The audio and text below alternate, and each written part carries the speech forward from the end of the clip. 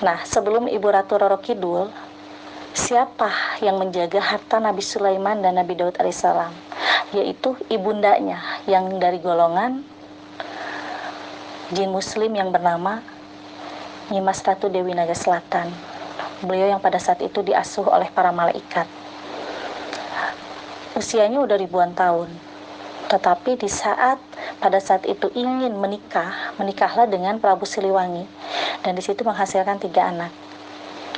Nyimas Dewi Ningrum, Nyimas Ratu Roro Kidul, dan Nyimas Berlorong.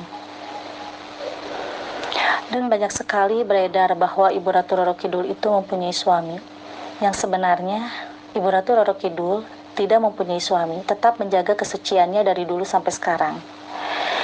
Dan Ibu Ratu Roro Kidul suka menjumpai manusia yang dikehendakinya atas izin Allah Subhanahu wa Ta'ala. Jikalau manusia itu adalah memang pilihan dari Allah yang bisa amanah dalam segala hal gaib nisbi. Masa lalu dari Ibu Ratu Roro Kidul, beliau adalah seorang manusia, yaitu anak dari hasil pernikahan Prabu Siliwangi dan Nyimas Dewi Naga Selatan. Beliau lahir menjelma menjadi sosok putri yang cantik, tetapi pada saat itu karena ada yang iri ya kepada beliau itu diracuni sehingga seluruh tubuhnya itu mengalami gatal-gatal dan berbekas. Di situ menjadi hinaan, cacian orang, dan akhirnya diusir dari kerajaan. Di saat beliau berjalan mengarungi semak-semak dan akhirnya tiba di pesisir pantai selatan, di situ bertemu dengan Nabi Khidir alaihissalam, dan beliau berguru kepada Nabi Khidir alaihissalam untuk bisa memperdalam ilmu agama. Dan di saat ditanya oleh Nabi Khidir alaihissalam, siapa namamu? Beliau menjawab, Nyimas Putri Kandita. Sekarang ganti nama itu dengan Sayyidah Siti Al-Mu'amalah, karena engkau akan menjadi sosok Sayyidah yang akan bisa menjaga hartanya Nabi Sulaiman setelah sebelumnya adalah Ibu Dewi Naga Selatan sebagai ibundanya.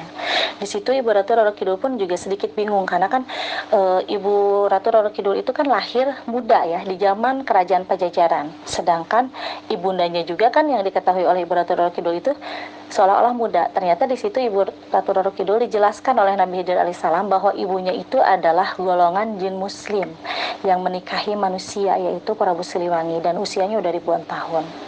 Di situ akhirnya baru mengerti dan lebih memilih jalur ibunya untuk bisa menjadi golongan jin muslim. Tapi bisa dikatakan ratu jin.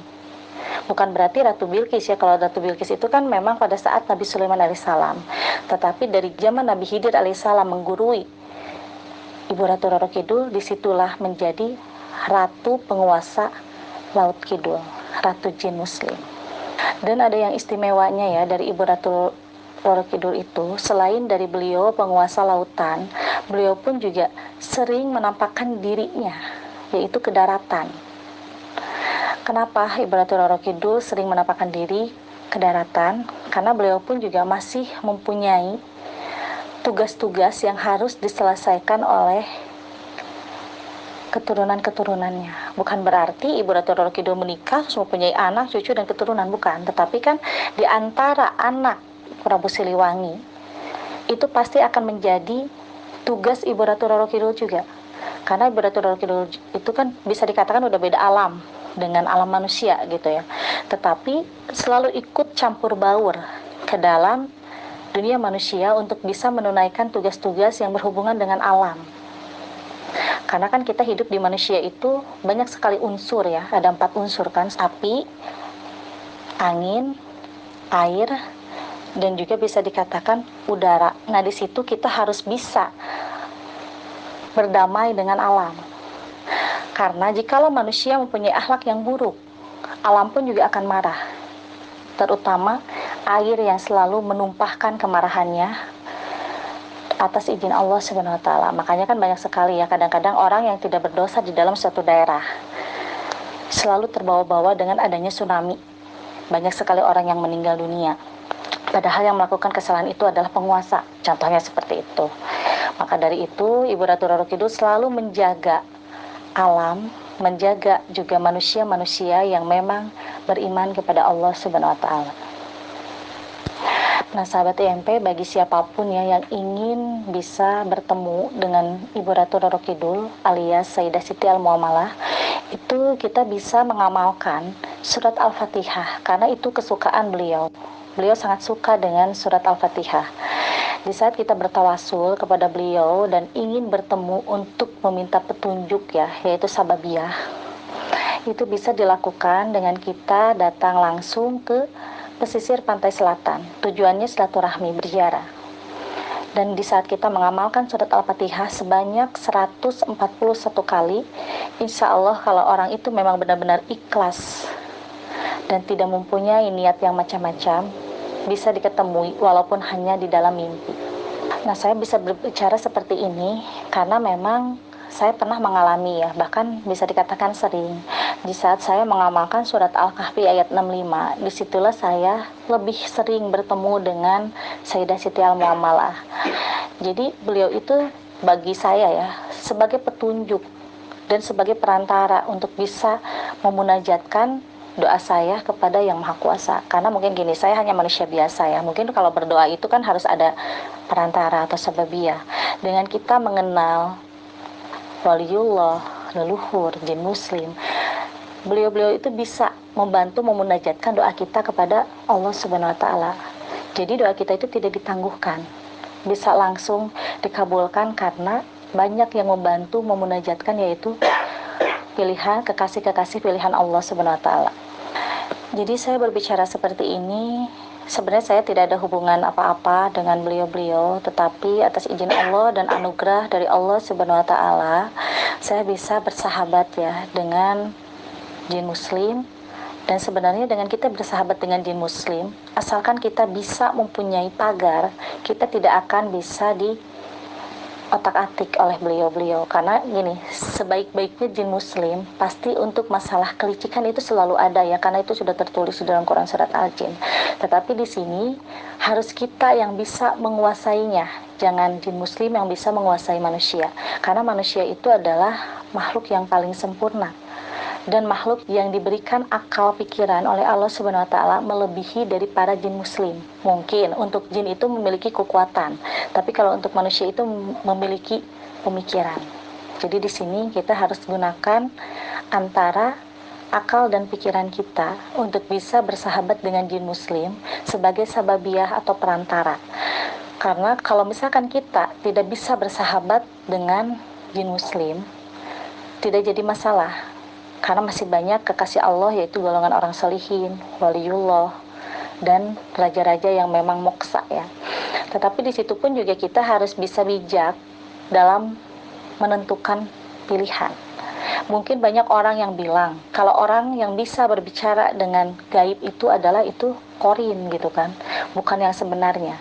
Kalau kita mempunyai kunci, insya Allah kita tidak akan terkecoh. Ibarat contoh, saya pernah bertemu dengan Ibu Ratu Roro Kidul ya. Mungkin orang lain bilang, wah Neng Anggra itu gila, Neng Anggra itu paling halu gitu kan. Atau misalkan yang datangnya itu mungkin bisa jadi bukan Ibu Ratu tapi korin.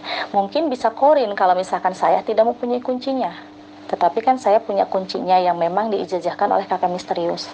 Jikalau kita bertemu dengan waliullah, raja-raja yang moksa, jin muslim, kita membacakan salah satu ayat yang ada di dalam surat di Al-Quran agar bisa membedakan mana yang korin dan mana yang asli. Kadang di sini juga banyak ya orang yang tidak bisa membedakan antara jin, leluhur, dan juga hodam. Sebenarnya kalau untuk hodam, itu hodam munculnya dari amalan-amalan atau surat-surat yang ada di dalam Al-Quran. Contoh, kita mengamalkan surat Al-Ikhlas. Di dalam Quran surat Al-Ikhlas itu ada hodamnya. Nah, hodam itu nantinya akan bisa membantu memunajatkan doa kita kepada Allah Subhanahu wa taala. Itu adalah golongan hodam yang memang ada di dalam surat, seperti surat ayat kursi gitu kan, di situ pun juga ada hodamnya. Surat Al-Fatihah ada juga hodamnya. Jadi di setiap doa dan surat-surat itu pasti akan ada hodamnya. Di saat kita membacakan dengan ikhlas, di saat kita membacakan dengan khusyuk, di situ hodam-hodam di dalam surat tersebut akan bisa membantu memunajatkan doa kita kepada Allah Subhanahu wa taala.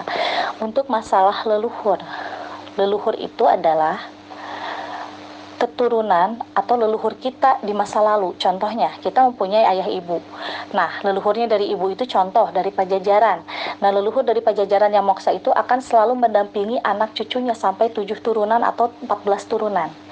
Di saat orang tersebut mengalami keprihatinan, pasti leluhur itu akan bisa membantunya. Itu leluhur. Tapi kalau untuk waliullah, dengan kita sering ziarah kubur kepada kekasih-kekasih Allah, dan di situ pun juga hanya karena Allah, niatannya hanya ziarah, di situ orang yang meninggal atau waliullah yang meninggal tersebut atau moksa itu bisa mendampingi kita dan bisa mendatangi kita di saat kita zikir atau tawasul. Nah, untuk waliullah itu kita mengalap berkahnya. Kalau untuk keleluhur kita meminta perlindungan, seperti bahasanya seperti ini, kalau Sundanya itu minta diaping, didamping gitu, itu oleh leluhur. Tapi kalau kita minta barokah itu kepada waliullah. Kalau misalkan kita minta sababiyah, itu bisa jadi ke jin muslim pun juga tidak apa-apa. Semua juga atas izin Allah, karena kan tidak diharamkan kita bersahabat dengan jin muslim, karena jin muslim pun juga kan masih sama umat, masih sama makhluk dari Allah Subhanahu wa taala. Jadi sesama makhluk kita harus saling menyayangi, menghormati, dan menghargai. Harus segala memuji. Mungkin banyak sekali orang indigo ya, atau orang yang mempunyai spiritual yang pernah melihat sosok Ibu Ratu Roro Kidul.